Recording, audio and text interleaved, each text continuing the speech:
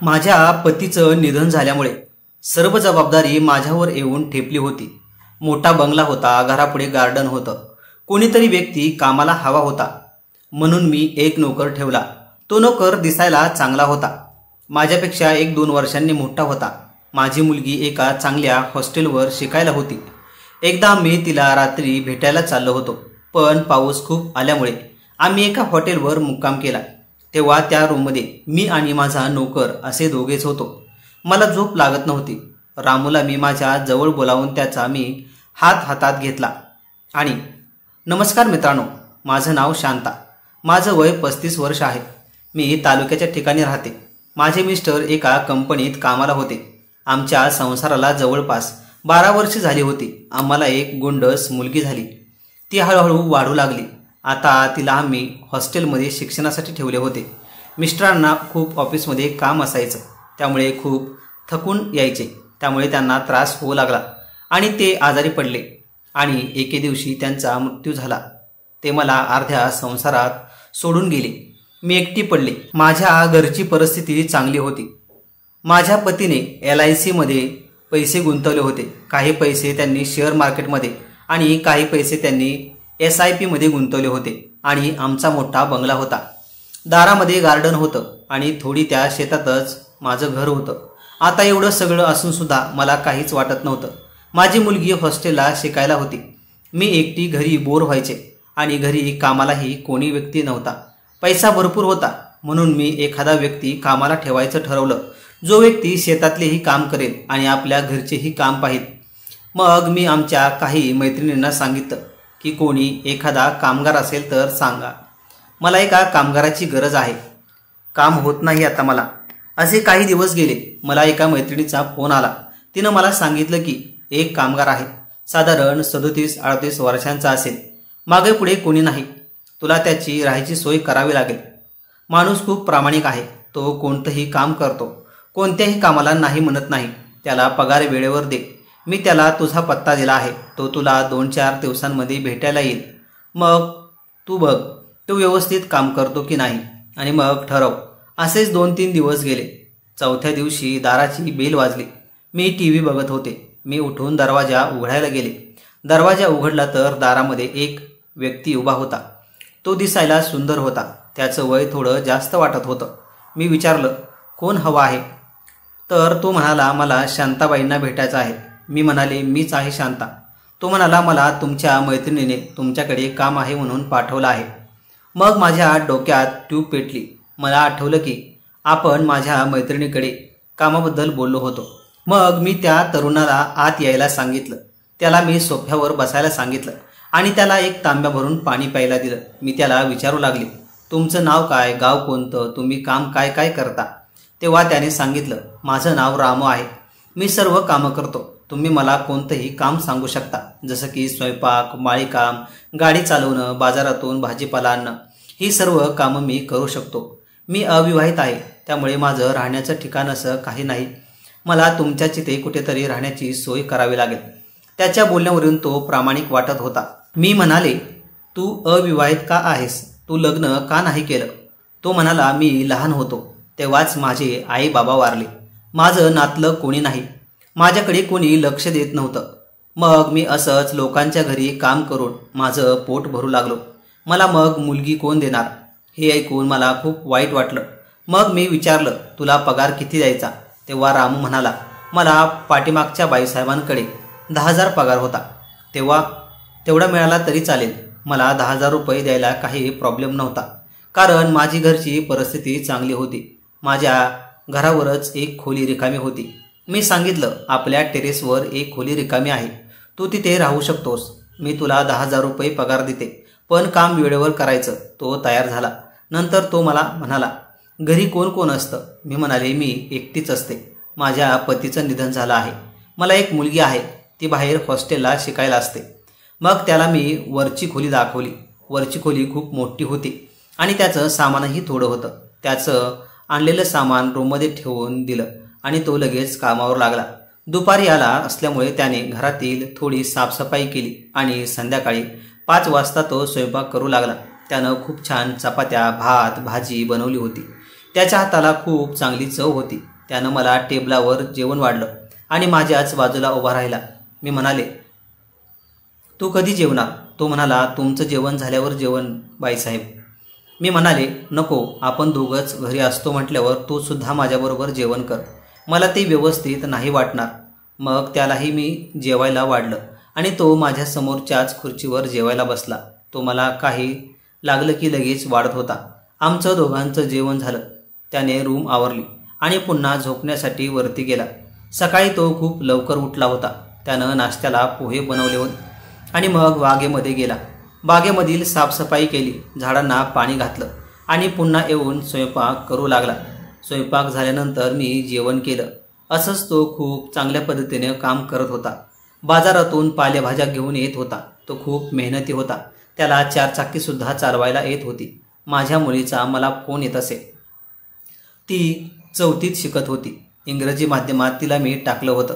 तिला मी 15 दिवसातून किंवा महिन्यातून भेटायला जात असे, कारण माझ्या घरापासून जवळजवळ 200 किलोमीटर अंतर होतं. मी बसने जायचे. माझ्या घरी 4 चाकी होती, पण ड्रायव्हर मिळत नसायचा, त्यामुळे बसने जावं लागायचं. आता रामू आला होता. मी रामूला एकदा दोनदा घेऊन मुलीला भेटायला गेले होते. रामू खूप व्यवस्थित गाडी चालवायचा. त्याला बाहेरचं नॉलेज चांगलं होतं, त्यामुळे त्याच्याबरोबर जाण्यासाठी काही प्रॉब्लेम नव्हता. तो स्वभावाने खूप चांगला होता. या रविवारी सुद्धा मुलीला शाळेला सुट्टी असल्यामुळे तिला भेटायला जायचं होतं, म्हणून आदल्या दिवशीच आम्ही संध्याकाळी निघणार होतो. संध्याकाळी आम्ही 7 वाजता निघालो, पण ते दिवस पावसाळ्याचे असल्यामुळे अचानक पाऊस सुरू झाला. 120 किलोमीटर अंतर पुढे गेल्यानंतर आम्हाला रस्त्यामध्ये एक ओढा लागला. रस्त्यावरून पाणी वाहत होतं. त्यावेळेस रात्रीचे 10 वाजले होते. आता इथून पुढे कसं जायचं हे आम्हाला समजत नव्हतं. रस्त्यावरून तर भरपूर पाणी वाहत होतं आणि एवढ्या रात्री रस्त्यावर गाडी थांबवणं हे चुकीचं होतं. मग मी रामूला म्हणाले, इथे कुठे राहण्यासाठी हॉटेल आहे का? आपण पाठीमागे जाऊन पाहूया. उगीचच रिस्क घ्यायला नको. ओढ्याचं पाणी जोरात वाहत आहे. गाडीसुद्धा वाहून जाऊ शकते.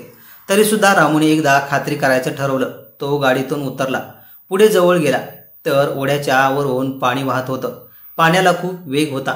तो म्हणाला, बाईसाहेब, पाणी खूपच वेगाने वाहत आहे. मग आम्ही पुन्हा रिटर्न फिरलो. 3-4 किलोमीटर पाठीमागे आल्यानंतर आम्हाला एक हॉटेल दिसलं. तिथे आम्ही जाऊन चौकशी केली तर तिथे राहण्याची सोय होती. मी एक रूम बुक केली. रामूला गाडीत झोपायला लावावं की काय करावं हे समजत नव्हतं. बाहेर पाऊस भरपूर पडत होता. माझ्याकडे थोडं सामान होतं, ते मी रूमपर्यंत घेऊन आले. रामूसुद्धा बरोबर होता. रामूने सामान रूममध्ये ठेवलं. तो म्हणाला, बाईसाहेब, तुम्ही झोपा इथे, मी कारमध्ये जाऊन झोपतो. मला ते चांगलं वाटलं नाही.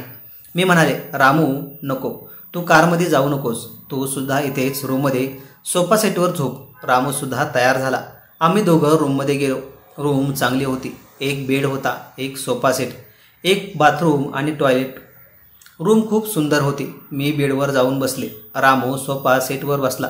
काही वेळाने मी खाली फोन करून जेवण मागवलं. रामू खूप लाजत होता जेवण करायला, पण रामूसाठीही मी जेवण मागवलं होतं. आम्ही दोघेजण पोटभर जेवलो. काही वेळाने वेटर येऊन टेबल साफ करून साहित्य घेऊन गेला. आता खूप रात्र झाली होती. रात्रीचे 11:30-12 वाजले असतील. आता झोपणं गरजेचं होतं, म्हणजे सकाळी लवकर निघता येईल. मी बेडवर झोपायला गेले. रामू सोफा सेटवरच झोपला. तिथं एक चादर होती पांघरायला. मग ती चादर मी पांघरून घेतली. थोडी थंडी वाजत होती. पावसामुळे रामू तसाच सोफा सेटवर झोपला होता. तो खूप प्रामाणिक होता. त्याला काही वेळातच झोप लागली. मी बेडवर झोपले होते. खाली गादी असून सुद्धा मला झोप लागत नव्हती. वरती पांघरून होतं तरी झोप काही येत नव्हती. पण सोफा सेटवर झोपलेला रामू मात्र निवांत झोपला होता. त्याच्या अंगाखाली ना गादी होती ना अंगावर पांघरून, तरीही तो गाढ झोपला होता. मला मात्र झोप लागत नव्हती. माझ्या नवऱ्याचा मृत्यू होऊन बरीच वर्ष झाली होती, त्यामुळे मला नवऱ्याची खूप आठवण येत होती. मला काही गोष्टी हव्या होत्या, त्या आता मिळत नव्हत्या. मी या कुशीवरून त्या कुशीवर होत होते. रात्रीचे 1 वाजले तरी झोप येत नव्हती. शेवटी मी रामूला आवाज दिला. रामू. एका हाकेतच तो उठला. तो म्हणाला, काय झालं बाईसाहेब? मी त्याला म्हणाले, त्या बॉटलमधलं पाणी जरा दे ना. त्यानं मला पाणी दिलं. मी पाणी प्यालं. मी उठून बसले होते. मी त्याला म्हणाले, इथे बस.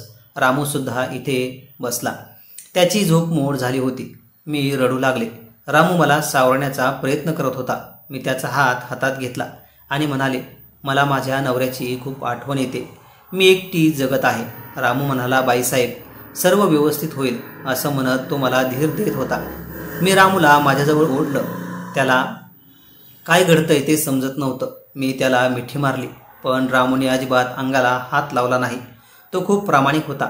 तो म्हणाला, बाईसाहेब, तुम्ही हे काय करताय? मी तुमचा नोकर आहे.